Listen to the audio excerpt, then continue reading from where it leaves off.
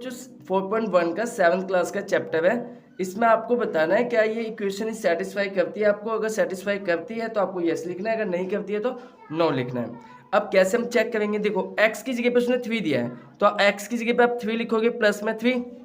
तो अब देखो x की जगह पे आपने 3 लिखा, उसने क्या दिया है, इन दोनों को जोड़ के 0 आना चाहिए। तो इधर देखो x की जगह पे जब मैंने 3 लिखा तो 3 और 3 कितना आ गया 6, और ये क्या है 0। अब ये दोनों सेम आंसर नहीं है, मतलब LHS RHS के इक्वल नहीं है, तो इक्वेशन सेटिस्फाई नहीं करती, तो हम क्या लिखेंगे नो। इसके बाद हम करेंगे सेकंड पार्ट। उसने बोला है x की जगह पे 0 लिखना है, तो आप x की जगह पे 0 और 3 आपका पहले से ही है इक्वल 0। आपको क्या करना है, जो x की वैल्यू आपको 0 दे रखी है वो यहाँ पे पुट करनी है। तो आपने 0 प्लस में 3 इक्वल 0, ये कितना आ गया 3, और इधर 0 है, इधर आपका आंसर 3 है, यहाँ पे आंसर आपका 0 है, तो ये भी सेटिस्फाई नहीं करी, तो यहाँ पे भी हम क्या लिखेंगे नो। अब देखो ये x की जगह पे -3 लिखना है, x की जगह पे -3 प्लस में पहले से 3 दे रखा है इक्वल क्या होना चाहिए 0। अब देखो इसमें से माइनस करेंगे 0 और 0, सेम सेम आंसर आ गया, तो LHS आपका RHS के इक्वल है, तो हम क्या लिखेंगे यस। फिर इसी तरीके से इधर आप देखोगे x की जगह पे आपको 7 लिखना है, 7 - 7। अब 7 में से 7 माइनस करेंगे तो इधर क्या आ गया आपका 1 आना चाहिए, लेकिन इधर कितना है 0, और यहाँ पे आपका क्या है 1, तो ये दोनों इक्वल नहीं है, सेटिस्फाई नहीं करी इक्वेशन, तो हम क्या लिखेंगे नो। इसी तरीके से आप आगे क्या बोलोगे, x की जगह पे 8 - 7 इक्वल 1। अब 8 में से 7 माइनस करेंगे 1 और 1 सेम सेम आ गया, LHS RHS की इक्वल है, तो हम क्या लिखेंगे यस।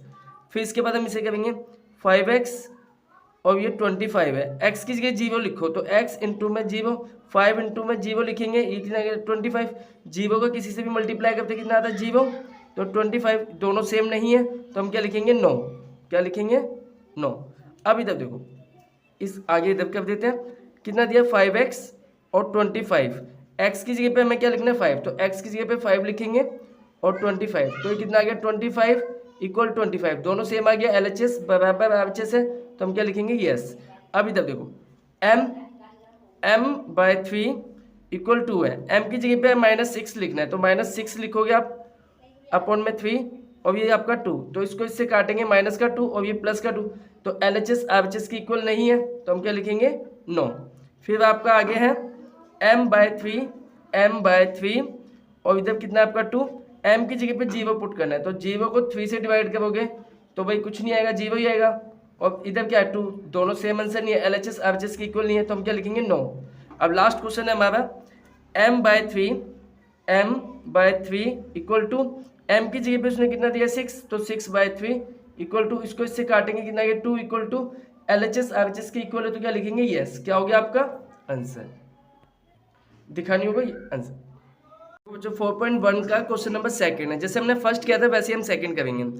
n+5 दे रखा है 19, n की जगह पे आपको 1 लिखना है, तो 1 प्लस में 5 इक्वल 19 हो गया, इधर कितना गया 6 और ये 19।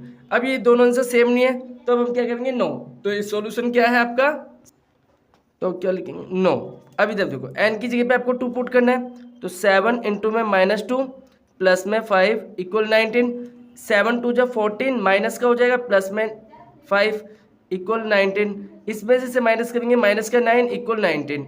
अब इधर देखो ये भी सेम आंसर नहीं है, तो हम इधर क्या करेंगे ऐसे काट देंगे और लिखेंगे नो, ये भी इक्वेशन का सॉल्यूशन नहीं है। अब इधर देखो n/2 दिया है, n इक्वल 2 दिया, तो 7 इंटू में 2 प्लस में 5 इक्वल 19, तो 14, 7 2 14 प्लस में 5 इक्वल 19, इधर 19 आ गया और इधर भी 19, LHS RHS की इक्वल है, तो इधर क्या लिखेंगे यस। तो इन तीनों सॉल्यूशन में किससे हमें आंसर मिला है, ये इससे, तो ये वाला आंसर हमारा ठीक है। अब इधर देखो p की जगह पे आपको 1 पुट करना है, तो p इंटू में 1 - 3 इक्वल 13, ये कितना आ गया 4 - 3 इक्वल 13। अब 4 में से 3 माइनस करेंगे 1 13, दोनों LHS RHS की इक्वल नहीं है, तो हम क्या लिखेंगे नो। सेम चीज़ इधर p की वैल्यू क्या है -4 - 3 इक्वल 13, इसको इससे मल्टीप्लाई किया -16 - 3, ये कितना आ गया 13, इन दोनों को माइनस माइनस प्लस हो जाएगा 19 और ये क्या आ गया 13, दोनों सेम नहीं है, तो हम क्या लिखेंगे नो। सेम चीज़ इधर करेंगे, इधर p की वैल्यू आपको कितनी दे रखी है 0, ठीक है, तो इधर देखो p इंटू में 0 - 3 इक्वल कितना आ गया 13, और 0 - 3 और ये कितना आ गया 13, तो -3 इक्वल 13। क्या ये इसका इक्वेशन है? तो ये आंसर है? तो नहीं भाई, नो, इससे भी इक्वेशन आपकी सॉल्व नहीं हुई। इसको ऐसे काटना भी है। जो solve the following equation by 12 एवं मेथड। अब 12 एवं मेथड में क्या होता है, हमको जो p की वैल्यू है ना अपने मन से 1 बाय 1 पुट करते जाते हैं। तो हम सबसे पहले p की वैल्यू क्या रखते हैं 1, तो 5 इंटू में 1 प्लस में 2, ये 17 आना चाहिए। तो ये 5 प्लस में 2 कितना आ गया 7, इधर 7 आया, इधर 17।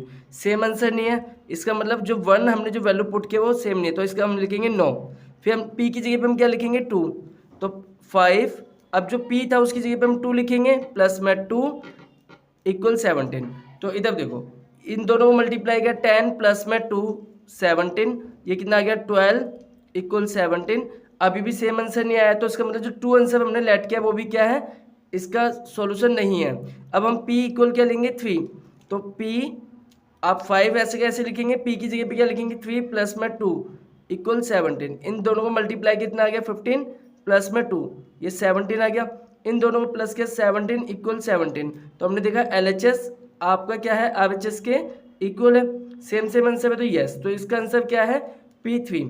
तो आपका ये आंसर है, ये दोनों क्या थे, गलत थे। तो ये इसे ट्रायल एरर मेथड बोलते हैं। इसी तरीके से m की वैल्यू हम क्या लेंगे पहले 1, तो 3 इंटू में 1 माइनस 14 इक्वल 4, तो 3 माइनस 14 4, इसमें से माइनस करेंगे 11 4, ये सेम आंसर नहीं है तो हम लिखेंगे नो।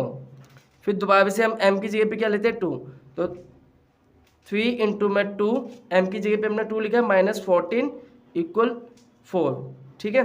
तो ये 6 माइनस 14 इक्वल 4, इसमें से माइनस करेंगे कितना आ गया आपका 8, माइनस का 8 और ये 4 है, सेम नहीं है तो इसे काट देंगे, लिखेंगे नो। फिर इधर लिखेंगे m इक्वल 3, तो 3 इंटू में 3 माइनस 14 इक्वल 4, ये कितना आ गया 9 माइनस 4 14 और 4, इसमें से माइनस करेंगे माइनस का 5 और ये 14, ये भी आपका आंसर नहीं है तो इसे क्या लिखेंगे हम नो। अब आगे करेंगे हम m कितना लिखेंगे 4, तो 3 इंटू में 4 इक्वल माइनस, ये माइनस आएगा 14 इक्वल 4। अब देखो 3 2 जा 3 4 जा 12 माइनस 14 इक्वल 4, इसमें से माइनस करेंगे माइनस 2 और 4, आपका ये आंसर नहीं आया तो इसे भी हम क्या लिखेंगे नो। अब m की जगह आप क्या लोगे 5, तो देखो जो m है 3 5, m की जगह 5 लिखा 14 इक्वल 4, ये कितना आ गया 15 माइनस 14 कितना आ गया 4 है, ठीक है। तो कितना आ गया, इसमें से माइनस किया 1 इक्वल 4, तो ये भी आंसर नहीं है तो हम क्या लिखेंगे नो। अब इसके बाद हम क्या करेंगे, हमने कई सॉल्व करके देख लिए। अब देखो अब हम क्या करेंगे m इक्वल 6 लिखेंगे, तो 3 इंटू में m की जगह पे क्या लिखेंगे 6 माइनस 14 इक्वल 4, ये कितना आ गया 18 माइनस 14 4, इसमें से माइनस का 4 इक्वल 4, तो आपका LHS RHS क्या आ गया, तो ये आपका क्या होगा यस, ठीक है। जब तक सेम आंसर नहीं आएगा जब तक हम इसे करते चलेंगे, ठीक है।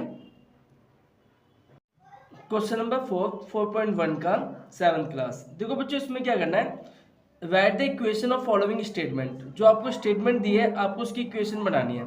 तो सम ऑफ नंबर x एंड 4, तो उसने x प्लस 4 x एंड 4 का सम उसने कितना बोला 9, तो इसका आपको इस तरीके से लिखा, आपको न्यूमेरिकल फॉर्म में इक्वेशन फॉर्म में लिखना है, ठीक है। ये आपका पहला आंसर हो गया।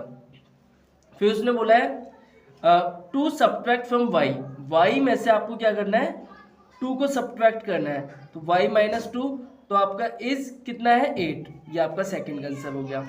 फिर थर्ड उसने बोला है 10 times of a, 10 times of a, तो a का 10 टाइम्स मतलब 10 गुना, ये कितना है आपका 70, तो ये इसका आंसर हो गया। फोर्थ क्वेश्चन बोला है the number b divided by 5 gives 6, उसने बोला है कि कोई b नंबर है उसको आपने 5 से डिवाइड किया है तो कितना आता है आपका 6 आता है, तो आपका फोर्थ क्वेश्चन हो गया। इसी तरीके से हम देखेंगे इधर question number 5th 3/4 of t, मतलब t का 3/4, t का 3/4 कितना आपका 15, तो ये आपका 5th क्वेश्चन हो गया।